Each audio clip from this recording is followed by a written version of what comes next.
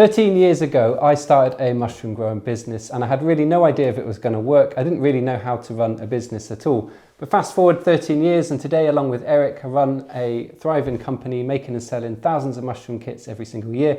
And we also teach a lot of people all around the world how to set up and run a small-scale mushroom farm. We've worked on a range of different projects, including an urban mushroom farm, setting up a farm in a prison, and also in London's V&A Museum. But that process of going from complete novice to experienced business owner is not an easy one, and we've made our fair share of mistakes along the way. So in this video, we want to share with you our top 10 business mistakes that we see small-scale mushroom growers make.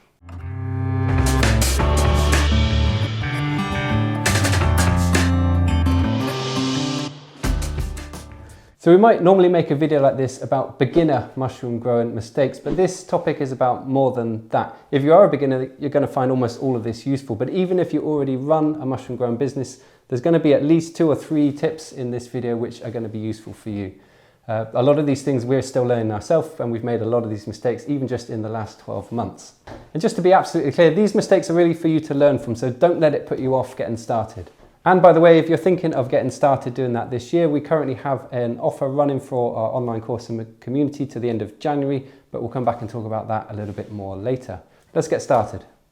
So do you remember that saying, keep it simple, stupid? I know it's a bit of a cliche, but from experience I see it happen time and time again. People overcomplicate things. So an example for you then, somebody wants to set up to grow fresh mushrooms in their local area and go out and supply that to restaurants. That's their main aim. But instead of staying focused on that goal, they can get sidetracked. People can easily get sidetracked and start to read and take in lots of information, completely geek out on stuff like setting up a spawn lab, look at laminar flow hoods, look into liquid culture cultivation, for instance. And then you can also decide, of course, to grow 10 different mushroom varieties on 10 different substrate recipes.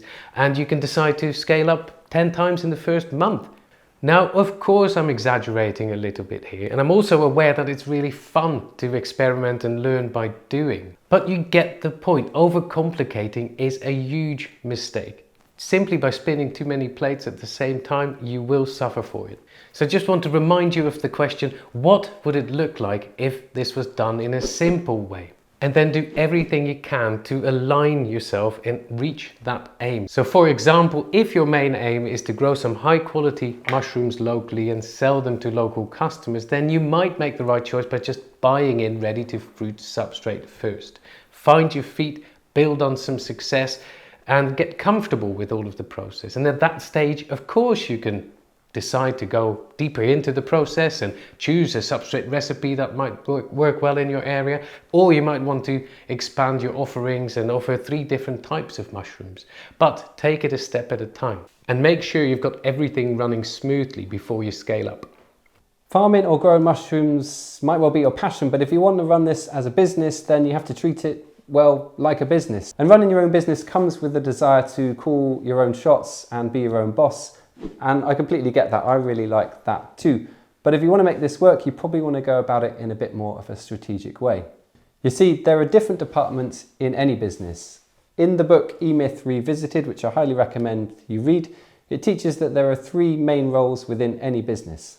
You've got the entrepreneur, who provides the vision, creativity and energy that drives the business. You've got the manager that translates that vision into reality through planning and systems.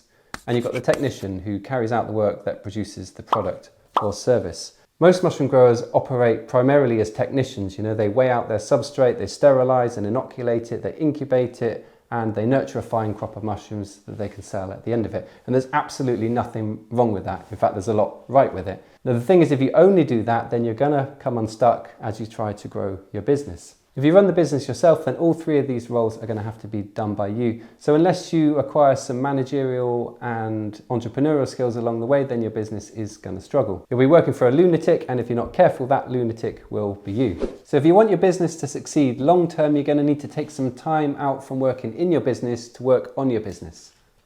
So it's really important to set clear targets and goals. Not having them means you're flying blind. Setting goals helps you to plan, prioritize, measure progress, and it also motivates you to help get through those days when the daily grind hits you. So create a goal for where you want to be 1 month from now, 1 year from now, 5 years from now, and try to be specific. So it's not good enough to just sort of say, I want to be selling lots of mushrooms and also run a successful business. Instead, try this. 1 year from now, I want to sell 50% more mushrooms than I'm doing now, and I want to reduce my costs by 20%. So setting a target, I find, is a bit of an art, really. So you don't want it to be unachievable.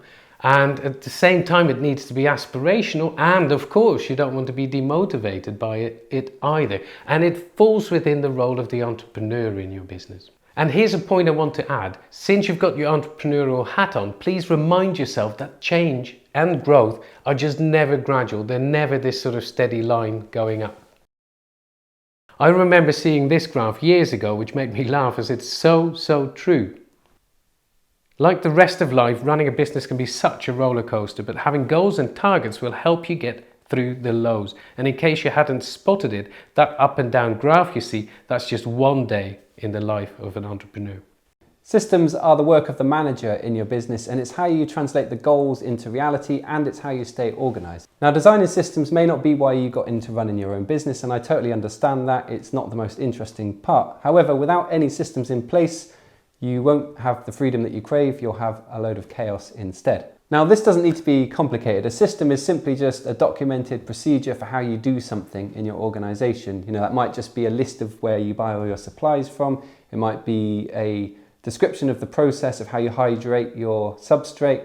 It might well be just your process for harvesting or your cleaning protocol. Whatever it is that you're documenting, a system simply enables you to work to a set method every single time. Now, this can be really helpful even if you're just working on your own, just to stay organized and to have some consistency in what you're doing. But it's even more important if you start to work with others, so that someone else can just come along and replicate what you want them to do and get it right.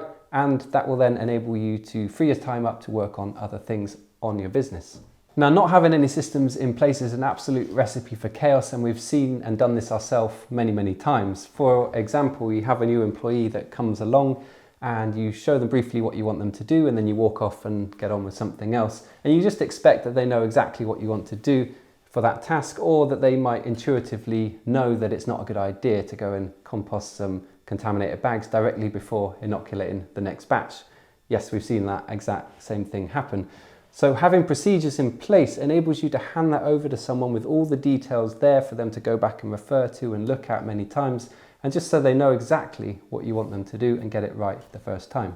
So I hope at this point you can see that having systems in place will help you to avoid costly mistakes from happening and just help everything to run more smoothly.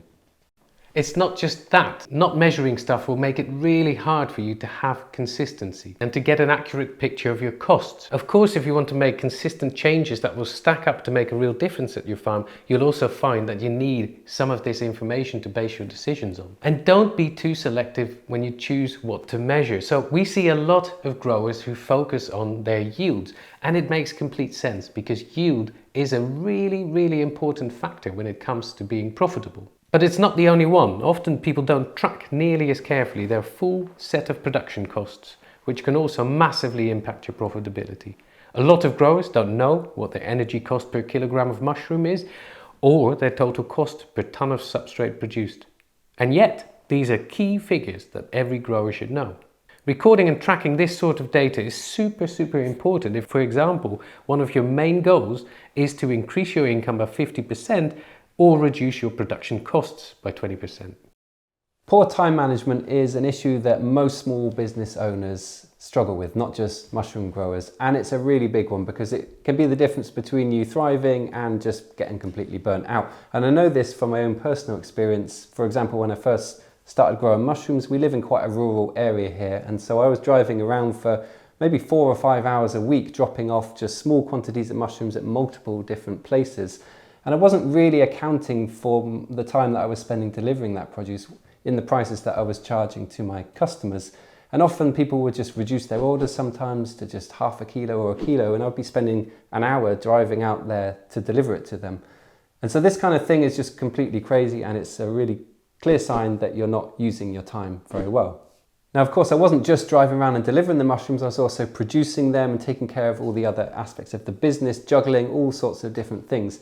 And taking on too many different tasks like this just leads to spreading yourself too thin. It's easy to underestimate all the extra tasks that you've got, like composting substrate, cleaning, sending invoices, communicating with customers. All of this is work that you have to do as well, and especially as you start to grow and scale up your production, all of these tasks get multiplied, and it's really, really easy to underestimate that. Now, one way to deal with this, as well as still have some joy in the work that you want to do, is to switch out of the technician role for a little bit and put your manager hat on. And if you do that, you'll realize pretty quickly that it makes sense to have some other people help you in what you're trying to do and not try to do it all on your own.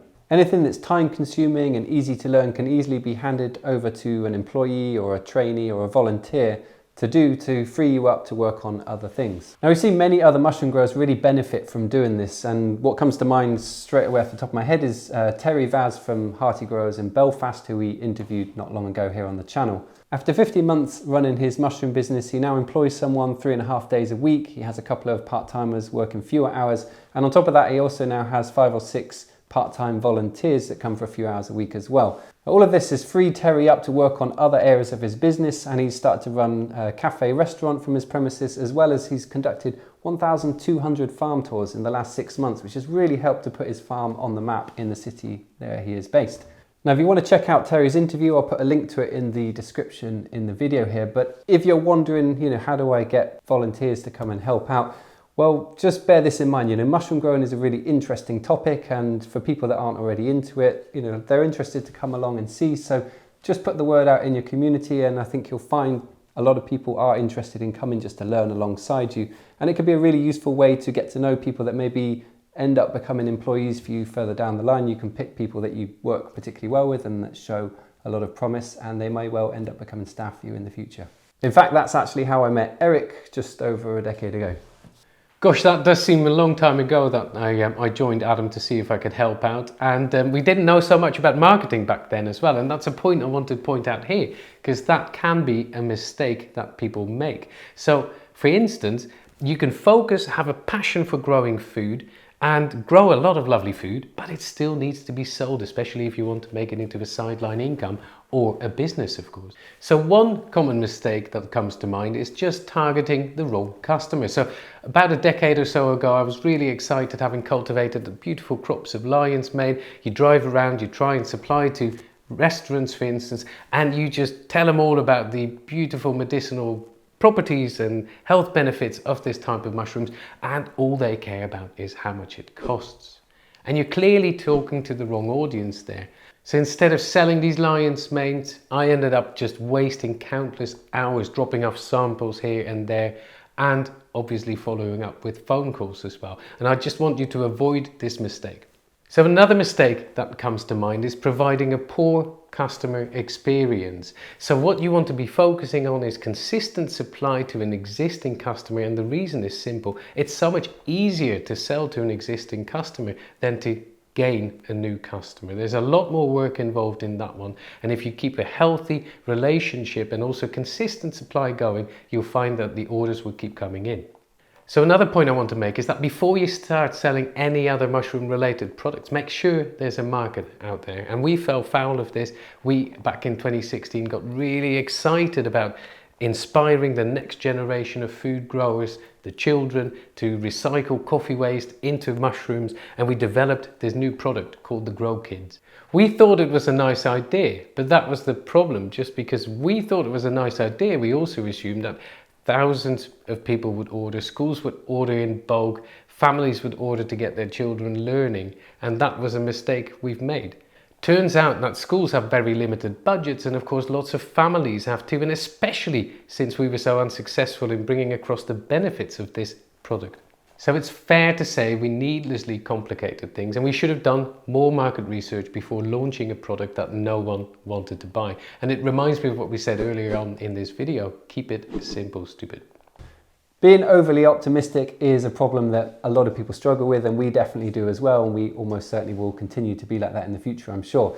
And it's something I see in a lot of new growers in particular. So quite often I see people who just join our course and they have got pretty big aims and ambitions. What often happens is people leave maybe their existing work or career, and they sort of try and reverse engineer how much they're used to earning in terms of how much they want to earn from growing mushrooms, and they just sort of multiply the numbers and say, well, I'm going to grow 500 kilograms of mushroom per week.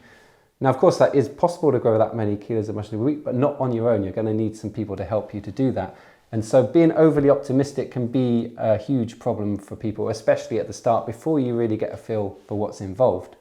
I remember one particular case of a course member who in February of that year started growing 25 kilograms of mushrooms per week. In June, they upped that to 250 kilos a week, so that's 10 times more. And then just a month later, they increased it to 400 kilos a week. Last time I checked, that person is unfortunately no longer growing. And this is a common issue that people face, because as you try to scale up what you're doing, any inefficiencies or issues you have in your production get scaled up as well, and you can really come a cropper.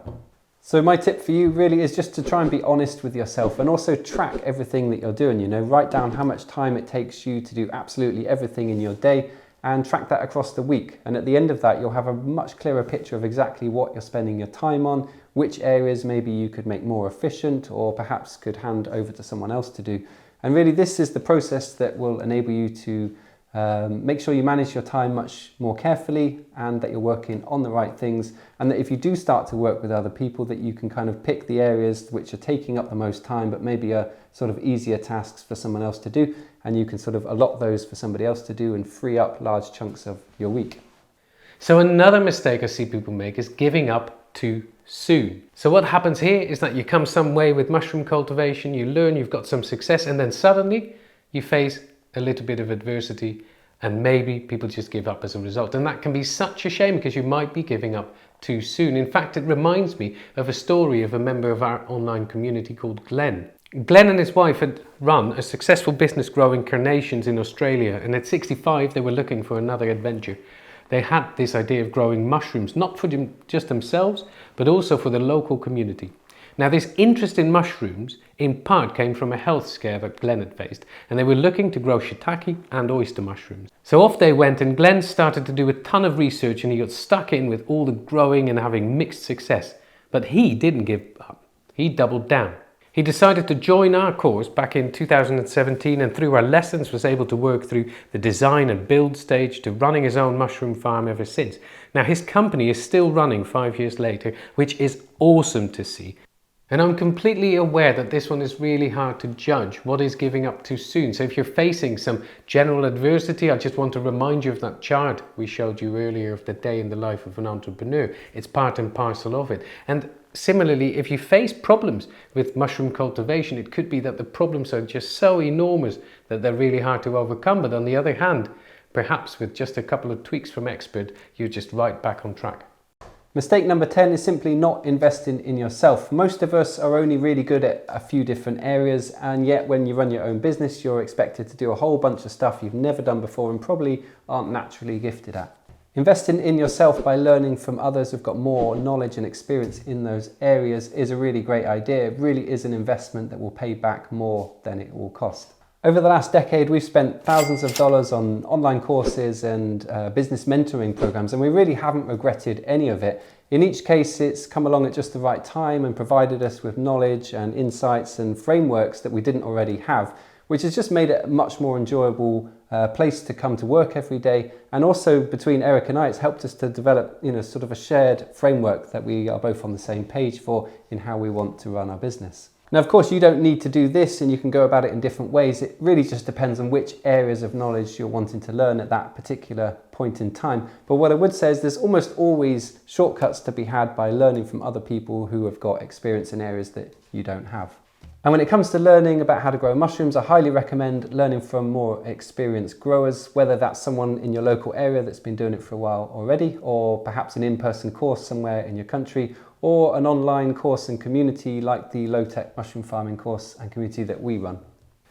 So I really hope you benefited from those 10 business mistakes that we just ran past you. And if you feel like you can do with some shortcuts and some help when it comes to mushroom growing, then this might be a good time to let us help you. There's a special offer on, isn't there? Yeah, up until the end of this month, end of January, we have a special offer for you to join our low-tech mushroom farming online course and community, which basically enables you to invest in lifetime access to more than 100 step-by-step lessons, walking you through really everything you need to know from how to plan, build and operate your own small-scale mushroom farm. Comes with a bunch of downloadable files as well, things like substrate mix calculators, equipment lists, spreadsheets that you'll find really useful as well. And on top of that, there is the course community, which people take part in on a regular basis, and a lot of the learning actually happens there on top of what we cover in the course lessons. So if you're excited to join, you want to check out this offer, go to grocycle.com/offer, and I really hope to welcome you soon to this growing community. Yeah, absolutely. We'd love to see you in there. And in the meantime, thanks a lot for joining us here today in this video, and we'll see you in the next one.